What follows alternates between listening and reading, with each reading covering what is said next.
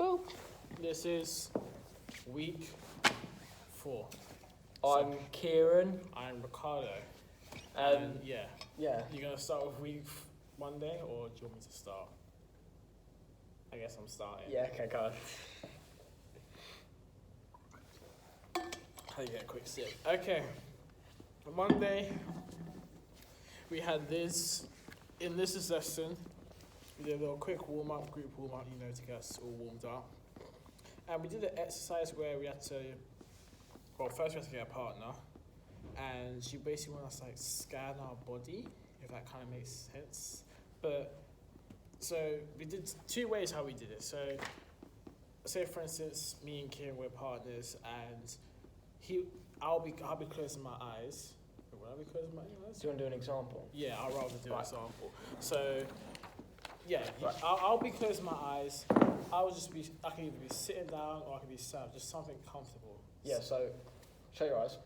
Ricky is my partner in this. I'm going to give him a scenario, not a scenario. So I'd then tell him, think of an uncomfortable situation you've been in before, which has made you feel tense, right? Mm-hmm. So now he's thinking of that situation that he's pulling from his memory somewhere, and I'm now going to go through and go head. And he doesn't say anything back to me, and I can go shoulders. I have to try to think what elbows. What does my head feel like? Put my focus on my head. What does it feel like when I'm stressed or uncomfortable? How is it? What's it doing? Is it just slant that way? Is it straight? Yeah. Or just little stuff people will pick on, like how your body reacts to the mind. Like how you breathe in if you are stressed out. Are you or uncomfortable? Are you breathing heavy? At one point, I didn't even realize I was breathing. I was just okay. Yeah, and then we'd repeat the same thing, but this time I'd give him a different scenario, I guess. Like when you're happy, so I'd say, comfortable, happy situation you've been in, and he'd repeat the thing, and then we'd swap. I think the one uncomfortable thing I had to remember was when one time I was on stage and I didn't know, I got one of my lines messed up. I was like, I don't know what to do. Should I just carry on or should I just start again? That was an uncomfortable situation that I was thinking about. For a happy situation, I just pictured me and my family, because my family, I feel safe with my family nearby, close to me. So that's what I did. There was important stuff which I did during this as well. I felt sort of during thinking about happy stuff. It's hard to explain, but can you just go what I think, please? Sorry? Can you just speak what I'm thinking? So, for me, it was I had to think about an uncomfortable / tense situation, and that for me was just an old memory of being in my old house, which was, I'm not going to get into detail, but it was a bit of a weird situation. So that made me, whilst trying to think of how I'd react, I was sort of naturally just tensing and whatnot, and then your breathing becomes a lot. For me, I don't know why I hold my breath when I'm uncomfortable. I don't know why I do this, but I noticed that I started doing it. And then for a happy situation, for some reason, although I have been in many comfortable and happy situations, I couldn't think of a specific one. So I was just sort of thinking about my time at Nescott, because normally this is where I'm quite happy to hang out and be around this area. So I was just thinking of where I actually was whilst doing the exercise. So I noticed that I was just calm, relaxed, breathing quite slowly, just sort of chilling. My body just reacted just comfortably, I guess. One thing which I didn't notice now is my partner, she said to me that when I was standing up, when I was thinking about something uncomfortable, she said to me that I kept rocking backwards and forwards. So I'll be standing, I'll just be going and I didn't even realise that until she told me that, you kept rocking back and forward. I was like, oh. And one thing I noticed about my partner is that when she was lying down, because it was an uncomfortable state, I'm guessing, she pictured herself in her bed, and I noticed her hands, when I talked about her fingertips, she kept on moving her hands like that. Mm. I don't know if it's a nerve thing or anything like that, but I just kept seeing hands going like this. I'm like, oh, okay. So I think the reason for that lesson. Oh wait, no, she said something as well about grounding. Like, what does that mean? We talked about grounding and what was the other one? It was grounding and something else. No, it was posture. That was it. Having good posture and bad posture, something like that. So, what is your posture like when you're uncomfortable, and what is your posture like when you are comfortable? And is it a good posture or is it a bad posture? I better fix my posture. I'm sat like a mug. My posture is good. Sometimes when I'm standing up, Liz says this to me, but I'm leaning forward. I don't even realise I'm leaning forward. She tells me, yeah, you're leaning forward and your head's a bit like down. I said, oh, I didn't clock that, but I will try like straighten my posture next time. Yeah. And afterwards we just did monologues with Liz, and that was more or less it. I didn't get to perform because there was too many people in the classroom. They just kept going one by one. So at the end, I was like, you know what? I might as well just look at my lines and just picture, like, where should I stand when I say this line, more or less. I was just kind of like planning through, like, if I say this line, should I stand over there or walk over there? Or this is a perfect place to move into that direction. Like, you know, just doing some little work. I don't actually remember if I performed or not. I don't think I did. I'm not sure if you did, if I'm being honest. Yeah, and also grounding was like how you connect to the ground. Like right now, me and Ricky are grounded by the chair. We're being like we're using this as a like we're grounded to this, right? And if we were standing, for example, now all my weight is on the floor, so I'm grounded to the floor. So it's like that's what it was. I don't quite know how else to explain it. Tuesday, do you want to do Tuesday? So Tuesday we had Jamie with monologues. Again, we did, what did we do? We did contemporary monologues with him. So he just said, we want to see your contemporary monologue. Yeah. And I said, okay, that's fine. I don't mind doing my contemporary monologue. I remember Jamie gave me the notes saying all about me being clear. Like, he says I got a beautiful voice, but it's just like, some of the words which I say, even Liz has told me this, is that I jumble the words together. Like one moment I'm talking clearly, the next minute I'm talking about like they don't get it. It's like you don't hear what I'm saying. So I think it's just more practice on like the vowels. I need to practice on my vowels, like say them more like what is it? I literally just forgot the vowels again. It's A. Is it A, E, O? A, E, I, O, U. A, E, I, O, U. I think that's it. Yeah. I think it is. Basically, I just need to practice my vowels. I keep jumping them up. That's all I need to do. And make my first line give it more oomph, if that makes sense. Like, I need to make it more powerful to get the audience attention. Because when I say I need attention, it's not that big and explosive, if you get what I mean. Yeah. You have 3 seconds to get the audience's attention, and for them to believe your character as well. And Jamie said to me that it took it took a while, but I could say that probably shortening. Yeah. What about you? Do you remember your monologue? I performed a character called the Father from the dining room, and he told me to just. I think it was.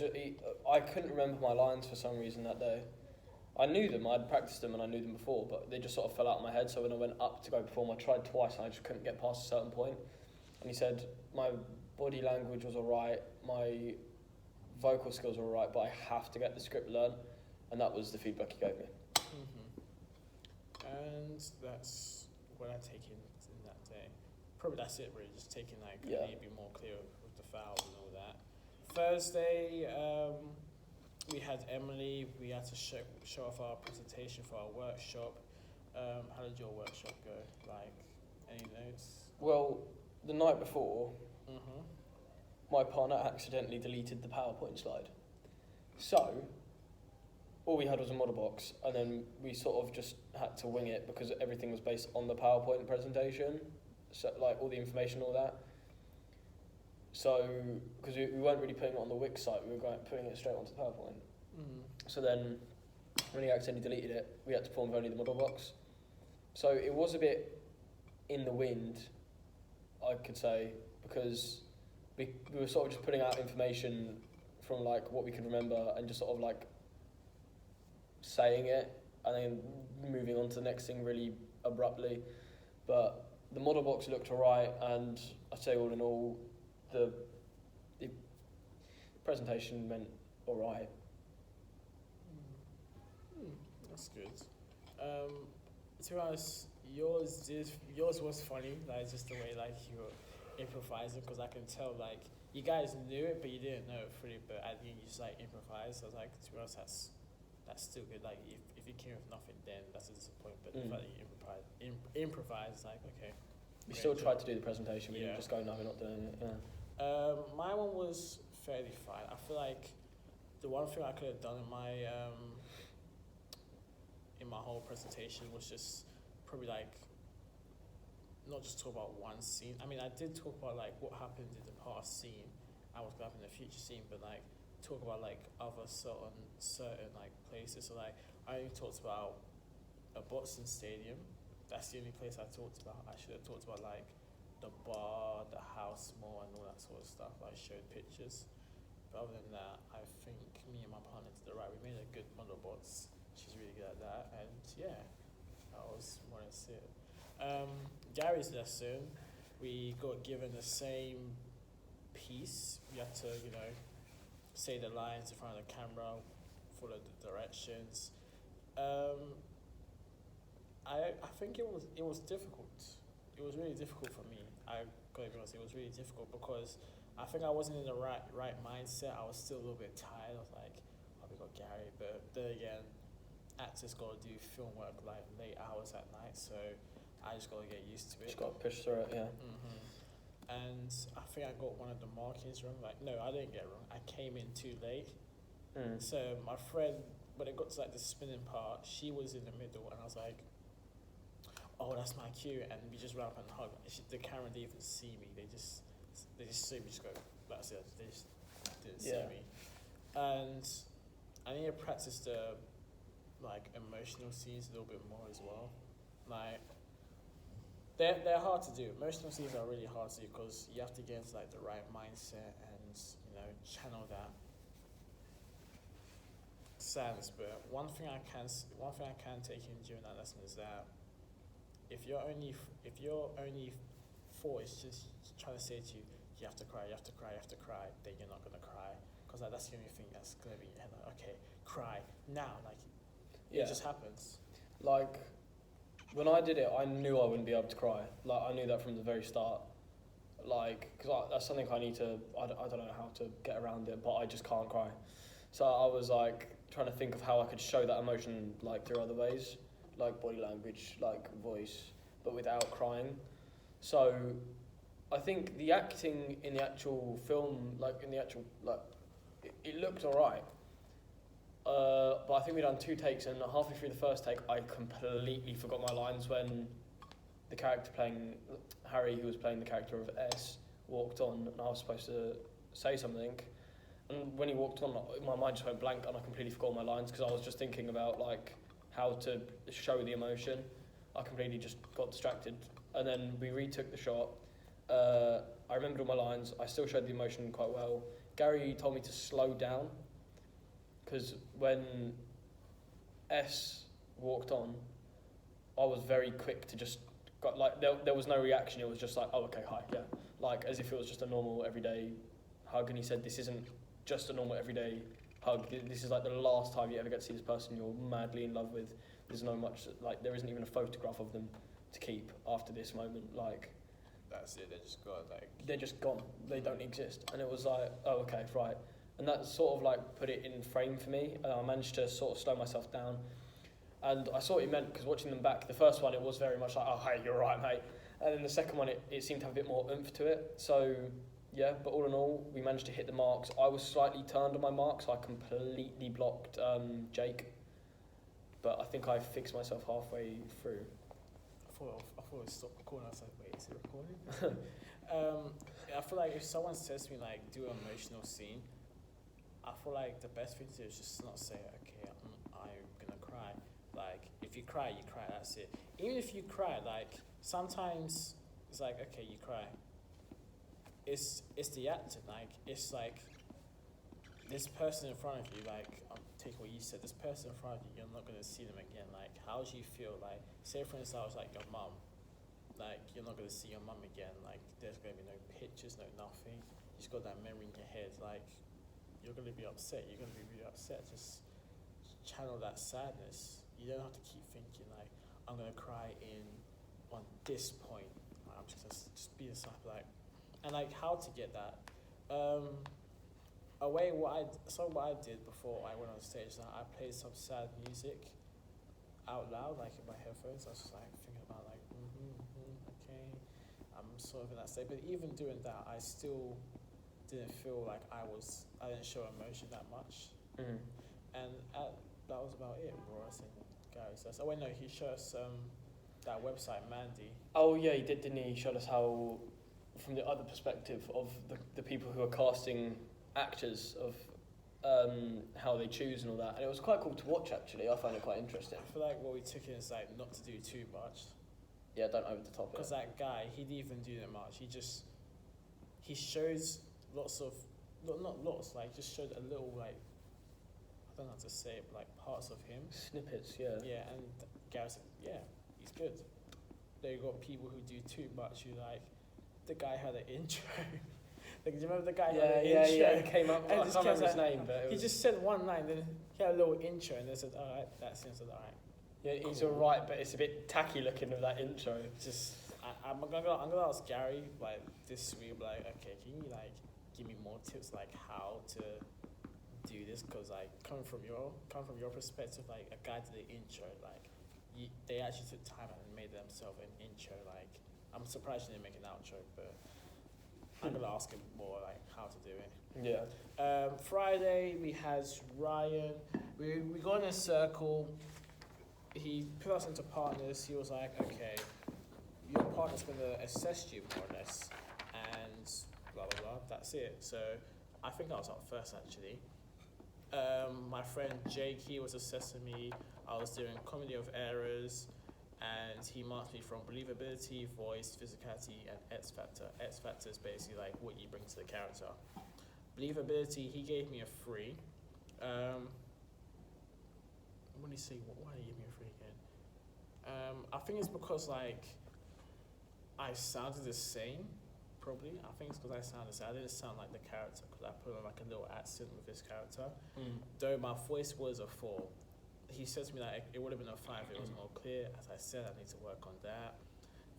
Physicality, I was like this a lot because my character, he has like his posture ain't that good, so that's why I went like that. But he said, if I was you, you can go like deeper with it.